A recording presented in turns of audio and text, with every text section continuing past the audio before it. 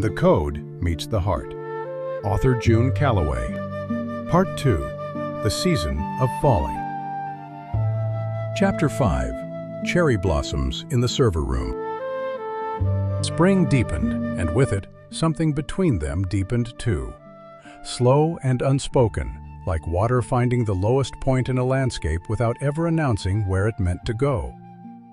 Aiko found herself arriving earlier each morning and lingering later each night, not entirely for the work, though the work itself had grown genuinely thrilling, the kind of project that justified every late evening on its own merits.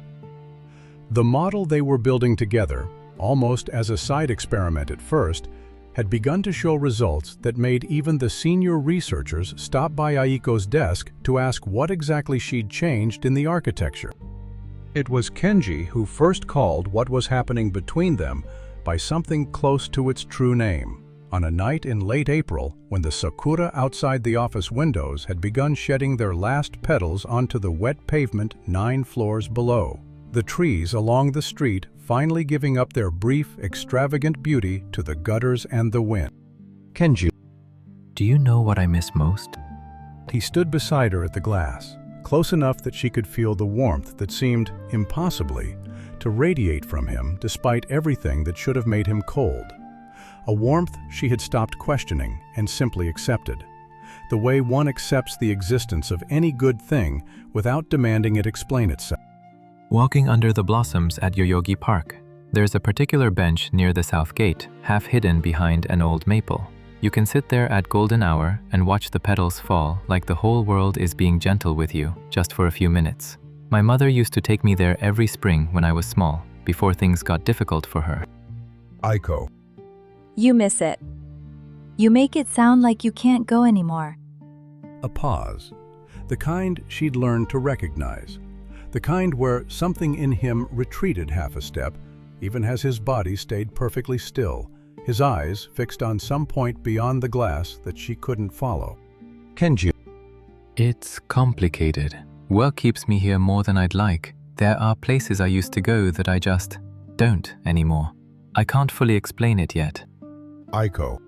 Well, lucky for you, I happen to be free this Saturday. We could go together. I haven't actually been to Yoyogi since I got back from California. My mother keeps asking why I haven't taken her, and frankly, I think she'd be thrilled if I went with someone else first and reported back on whether it's worth the trip. She felt her own boldness land somewhere between her ribs, a small shock of having said the true thing out loud, of having asked for something she actually wanted instead of waiting to be offered it. His face did something then that she would replay in her memory for the rest of her life. A flicker of pure, naked longing, quickly schooled into something gentler, sadder, more careful. The particular expression of a man watching a door close that he desperately wishes he could walk through. Kenji. I would love nothing more in this world, Aiko. A softer beat, almost breaking. But I can't. I'm sorry. Please don't ask me why. Not yet. Just believe that if I could, I would already be there, waiting for you under the first tree by the gate, with coffee from that terrible kiosk that somehow makes the worst coffee in Tokyo and charges premium prices for it. Aiko. Kenji, you're scaring me a little, the way you're talking. Is something wrong? Are you in some kind of trouble? Visa issues, family obligations. You can tell me, whatever it is. Kenji. Trouble isn't exactly the word for it. I wish it were something that simple. He turned to face her fully then, and his eyes, dark, warm, endlessly tired in a way that seemed to predate his apparent age by decades, held hers with an intensity that made her breath catch in her throat. But I need you to know something, and I need you to hear it the way I mean it, not the way it might sound out of context. Every night you walk into this building, something in me wakes up that's been asleep a long time. I didn't think that was possible anymore. I didn't think He stopped himself, jaw tightening, the sentence caught somewhere between his chest and his mouth. Aiko. Didn't think you wanted what? Kenji. Didn't think I'd get to feel this again. Whatever this is. Whatever I'm allowed to call it. The space between them had become very small, the office around them entirely silent, except for the distant hum of servers and the soft patter of the last spring rain against the windows. Neither of them moved to close the remaining distance further, and neither of them moved away, as if some unspoken agreement held them exactly where they were, suspended in a moment neither wanted to end, and neither quite knew how to extend. Aiko. Kenji. Kenji. Not tonight, please. Let me have tonight as it is, without explanation, without the weight of whatever comes after I tell you the truth. Don't ask me to explain something I don't have the words for yet. Something I'm honestly still trying to find the courage to say. She nodded, throat tight, and let the moment hold itself exactly as it was. Two people standing very close together in an empty office. The last petals of spring sliding down glass 9 floors above a city that had no idea what it was witnessing. No idea that one of the two people standing in that window had been dead for 3 years and was, in that precise moment, more alive with feeling than he had been since the accident that ended his ordinary life. Chapter 6. The Architecture of Trust. May brought longer days and a project deadline that kept half the floor working late, which meant, to Aiko's quiet, guilty joy, more nights with Kenji, more excuses to stay past dark without anyone questioning why the new hire seemed so consistently devoted to her work. They built something together during those weeks, in the gaps between official work assignments. A small side project, his idea originally, though he was cagey about where the original architecture had come from, deflecting with humor whenever she pressed too closely on the question of who had written the foundational code she occasionally found in old, undated files on the shared drive. A model that didn't just detect emotion in a voice, but could trace its history, could hear in the particular tremor of someone's I'm okay. the ghost of every time they'd said it before and not meant it. The accumulated weight of 100 small, unacknowledged sadnesses. Aiko. Look at this. The confidence intervals are tightening. It's actually learning the difference between performed calm and real calm. Aiko spun her monitor toward him, eyes bright with the particular joy of a hypothesis confirming itself. Kenji, this is going to work. This is actually going to work. Do you understand how big this is? Most systems can barely distinguish basic emotional categories. This is detecting emotional history. Kenji. I knew it would. I knew it the moment I saw how you handle ambiguity in your other models. You don't flatten the uncertainty, you let it breathe, let it stay messy, where messiness is actually the truth of the thing. He looked at her, not at the screen, his expression unguarded in a way it rarely was. That's a rare thing. Most people can't tolerate not knowing. You build entire systems that are comfortable with it, the way some people are comfortable sitting with someone else's grief without trying to fix it immediately. Aiko. Is this your professional review of my code or of my personality? Kenji. Both. They're the same thing with you. I noticed that the first night when you were swearing at a buffer leak like it had personally wronged you. A pause, his voice dropping into something more vulnerable, the teasing falling away. I notice a lot of things about you, Aiko. More than I probably should, given... He cut himself off again, the way he always did when the conversation edged toward the parts of himself he kept behind glass, behind a door he hadn't yet found the courage to open. Aiko. Given what? Kenji. Given that I don't know how much time I get to have whatever this is, whatever we're building, in more ways than one, the model and... He gestured vaguely between them, the gesture encompassing something neither of them had yet named aloud. This. She set down her coffee cup, the gesture deliberate, the kind of small physical pause that precedes an important sentence. A beat she'd learned from watching her father close his shop's register before delivering news he considered weighty. Aiko.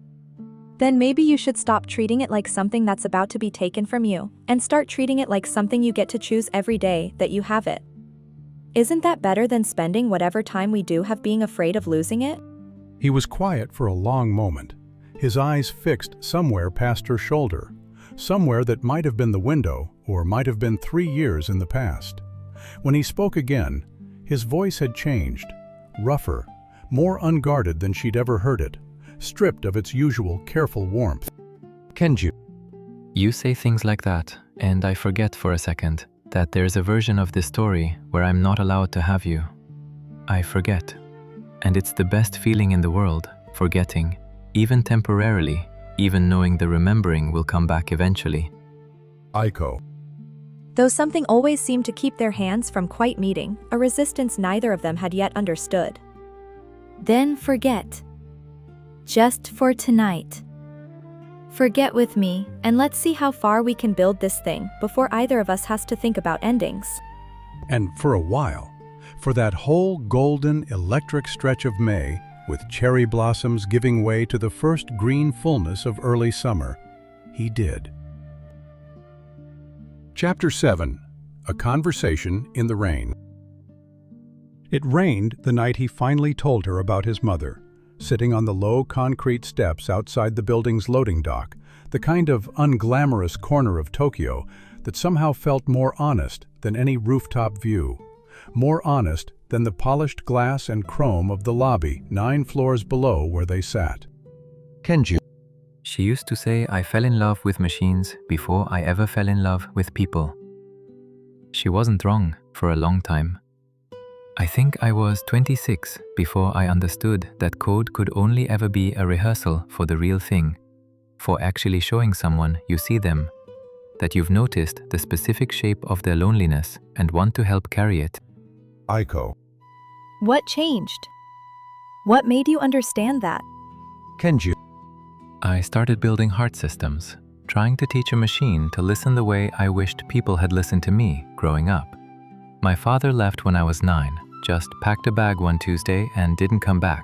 No explanation any of us ever got, not even my mother, who spent years wondering what she'd done wrong before she finally accepted it was never about her at all. My mother worked 2 jobs after that and came home too tired to ask how my day was most nights, though God knows she tried on the nights she could, the nights she'd fall asleep at the kitchen table, still wearing her work clothes, halfway through asking me about school. He looked down at his hands, turning them over as if checking they were still solid, still real, a habit Aiko had noticed before without understanding its significance. I think some part of me has spent my whole life building things that could love better than the people around me knew how to, not because they didn't want to, but because they were too exhausted, too burdened, too broken by their own circumstances to manage it consistently. Aiko. Kenji. I'm so sorry. That sounds lonely. Lonelier than I think you've ever let yourself admit, even to me. Kenji. It is. He looked up at her, rain beating in his dark hair without ever seeming to truly soak through it, a detail she would only understand the significance of much later, when the truth finally arrived and rearranged everything she thought she'd observed about him. And then you walked in on your first day, looking terrified and brilliant in equal measure, and asked who used to sit at that desk, and something in me that had been very, very quiet for a long time started speaking again. I hadn't realized how quiet I'd become until I heard myself get loud again, around you. Aiko. Kenji. Kenji. I need to tell you something, and I need you to let me say all of it before you respond. Can you do that for me? I've been trying to find the courage for weeks, and I think if I stop now, I'll lose it again. She nodded, heart hammering, rain soaking through her own coat in a way it never seemed to touch him, a detail that registered somewhere in the back of her mind and was set aside, again, in favor of the urgency of his expression. Kenji. I love you, Aiko Tanaka. I don't say that lightly, and I don't say it because it's easy. Nothing about this is easy. Nothing about this makes any sense, and there's so much I haven't told you, so much I don't know how to tell you without losing you the moment I do. But I love the way you talk to broken code like it just needs someone patient, the way you murmur encouragement to a stubborn function like it's a frightened animal. I love that you cried at your desk last Tuesday over a bug you finally fixed, just from relief, and try to pretend you hadn't, wiping your eyes so quickly you knocked your pen off the desk. I love that you still call your mother every Sunday, even when you're exhausted, that you never once let the call go to voicemail even after a 16-hour day. I love you in a way that scares me, because I don't think I'm supposed to get to feel this. Not anymore, not given everything I haven't told you. But I do. I feel it anyway. Every single day you walk through that door, every single night you stay late enough that it's just the two of us, and the hum of the servers and whatever this impossible thing is that we're building, in every sense of that word. For a long moment, the rain was the only sound between them, drumming against the concrete loading dock, sliding down the gutters of the building above. Aiko. I love you too. I don't understand half of what's happening here. Why you disappear before sunrise, why you never eat the food I bring you, why I've never once seen you in daylight, why Reiko goes strange and careful every time your name comes up. But none of that has stopped what I feel, and I don't think it's going to, no matter how strange the explanation turns out to be. I love you, Kenji. Whatever you are. Whatever this is, whatever the explanation turns out to be when you finally trust me with it. Something in his expression cracked open then. Relief and terror and a grief so old it had calcified into something almost peaceful. The particular look of a man finally setting down a weight he had carried for so long, he had forgotten what it felt like to stand up straight. He reached for her hand, and for one suspended, miraculous second, she felt the brush of his fingers against hers. Cool, faint, like touching the surface of still water on a windless day. A sensation utterly unlike the warmth she'd felt radiating from him moments before. Kenji. You felt that? Aiko. I felt that. What was that? Neither of them said what they were both beginning, impossibly, to understand. Not yet. The rain kept falling, and for one more night, they let the question stay unasked, and let themselves simply be two people in love, sitting on cold concrete steps, the whole improbable miracle of it humming quietly between them, like a held breath neither of them was yet ready to release. Chapter 8. Things that should have been warnings. In the days that followed, Aiko found herself collecting small, strange details, the way a person assembles a jigsaw puzzle without yet realizing what picture they're building. The individual pieces innocuous on their own, but accumulating, slowly, into something her conscious mind kept refusing to look at directly. Kenji never appeared on video calls, always citing camera trouble. A faulty laptop webcam he claimed IT kept promising to replace and never did. He never ate the convenience store onigiri she brought him on nights they worked late, though he always thanked her with such genuine warmth, such convincing pleasure at the gesture, that she never pressed the issue, telling herself he must have already eaten or had dietary restrictions he was too polite to explain. He knew the layout of systems that had been deprecated for years, spoke of company events with the specific, lived-in detail of someone who'd been there, the office holiday party where someone had set off the fire alarm trying to flambe something, the quarterly all-hands where the CEO's slides had crashed mid-presentation, except the dates never quite lined up with anything she could find in the company records when she idly searched the internal wiki, a discrepancy she filed away and didn't examine too closely. And once, very late, working alongside Reiko on a budget proposal that had kept them both past 10, she'd asked the question directly, testing the waters of a curiosity she'd been suppressing for weeks. Aiko. Sato-san, has Kenji always been so private? I feel like I know everything about how he thinks and almost nothing about logistics, HR stuff. What team he officially reports to, who his manager is, why I've never once seen his name on an org chart. Reiko had gone very still, her coffee cup halfway to her lips, something moving behind her eyes that looked almost like grief trying to decide whether to surface, a visible internal struggle that lasted only a second or two, but that Aiko, watching closely now, did not miss. Reiko. Kenji Mori was a brilliant engineer, one of the best this company has ever had. past tense. Aiko noticed it and didn't yet let herself understand it, the word sliding past her conscious attention even as some deeper part of her registered its weight. I think it's best if you ask him about his own circumstances, Tanaka-san. It isn't really my place to discuss another employee's situation, past or present. Aiko. Was? Sato-san, is he not still? Reiko. I have a call. We'll talk later. And Reiko had left so quickly, her chair was still spinning slightly when the door closed behind her, the budget proposal abandoned mid-sentence on the shared screen. Aiko sat alone in the small meeting room, the word "was" sitting in her chest like a stone dropped into still water, sending out ripples she didn't yet want to follow to their source. Ripples that touched every strange detail she'd collected over the past 2 months, and threatened to rearrange them into a shape she wasn't ready to see clearly. That night, when Kenji found her at her desk, her laptop closed, her hands folded in her lap in a posture of someone who had been sitting very still for a long time, his smile faded the moment he saw her face. Kenji. What's wrong?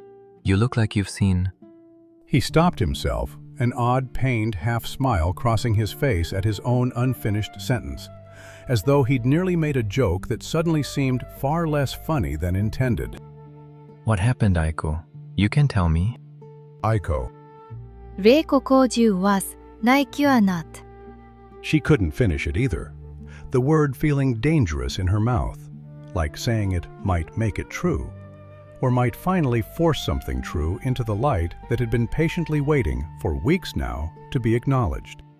He was silent for a long moment, and in that silence, something settled over his features that looked almost like relief.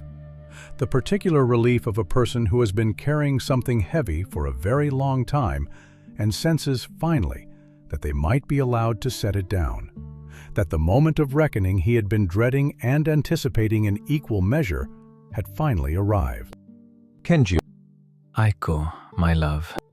His voice cracked on the endearment as it cost him something enormous to say it now, knowing what might come after, knowing he was about to risk everything they'd built by finally telling her the truth. I think it's time I told you the truth. All of it. Tonight. A shaky breath, his hands pressed flat against his knees as though bracing himself.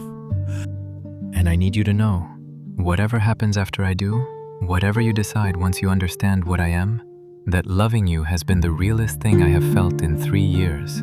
The realest thing, I think, that I have felt at all, in this strange half-life I've been living.